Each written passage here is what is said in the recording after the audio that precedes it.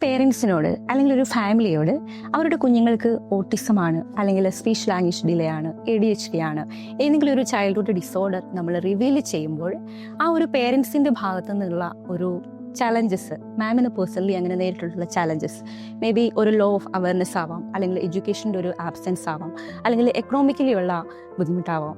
മാമിന് ഏറ്റവും കൂടുതൽ ഫേസ് ചെയ്തിട്ടുള്ളൊരു ചലഞ്ചസ് ഏതാണ്? ഓട്ടിസം ADHD ഉള്ള ഒരു കുഞ്ഞിൻ്റെ മാതാപിതാക്കളോട് സർട്ടൻലി ദ ഫസ്റ്റ് തിങ് അവർക്ക് ഏറ്റവും ചാലഞ്ചിങ് ആയിട്ട് എനിക്ക് തോന്നിയിട്ടുള്ളത് first is lack of awareness and the main thing is the acceptance. Because ഇത് രണ്ടും രണ്ട് side of the same കോയിനാണ്.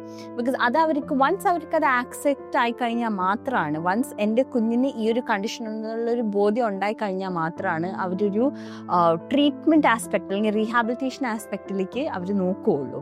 So it's very important that ഓരോ പേരൻറ്റിനും അവരുടെ കുഞ്ഞുങ്ങളിൽ എന്തൊക്കെ ഡിഫറൻസ്, എന്തൊക്കെ changes apart from the normatives നടക്കുന്നു എന്നുള്ളത് മനസ്സിലാക്കാനായിട്ട്. ഇപ്പം എൻ്റെ കുഞ്ഞിന് ഇൻ കേസ് ഇവൻ ഓട്ടിസം ആണ് അല്ലെങ്കിൽ ADHD ആണെന്ന് ഡയഗ്നോസ് ചെയ്യുന്ന ഒരു കുഞ്ഞ്, എൻ്റെ കുഞ്ഞിന് കുഴപ്പമില്ല, എൻ്റെ കുഞ്ഞ് നോർമലാണ്. ചിലപ്പോൾ ഞാൻ കേൾക്കാറുണ്ട്, ഒരു 2-2.5 വയസ്സല്ലേ ആയിട്ടുള്ളൂ, ഈ ഒക്കെ ബിഹേവിയേഴ്സ് ഒക്കെ സ്ഥിരം വരുന്നതായി ഈ ഒരു പ്രായത്തിൽ, അത് കുറച്ച് കഴിഞ്ഞ് കഴിഞ്ഞാൽ മാറിക്കോളും എന്നൊക്കെ ചിന്തിക്കുന്ന ഒരുപാട് മാതാപിതാക്കളുണ്ട് നമ്മുടെ ഈ ഒരു സൊസൈറ്റിയിൽ. പക്ഷെ അങ്ങനെ വരുമ്പോൾ എന്നാ പറ്റുന്നതെന്നുണ്ടെങ്കിൽ after a point of time, ഒരു 5 or 6 years കഴിയുമ്പോഴത്തേക്കും ഇവരുടെ ബിഹേവിയേഴ്സ് നമുക്ക് കൺട്രോൾ ചെയ്യാൻ പറ്റാതെ വരും.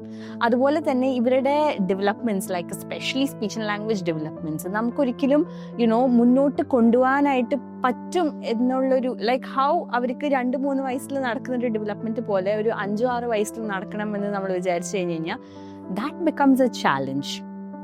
യെസ്, ഓഫ് കോഴ്സ് ഈ ഒരു ആക്സെപ്റ്റൻസ് തന്നെയാണ് ഫസ്റ്റ് ആയിട്ടുള്ള നമുക്ക് വരുന്നൊരു ചാലഞ്ച്.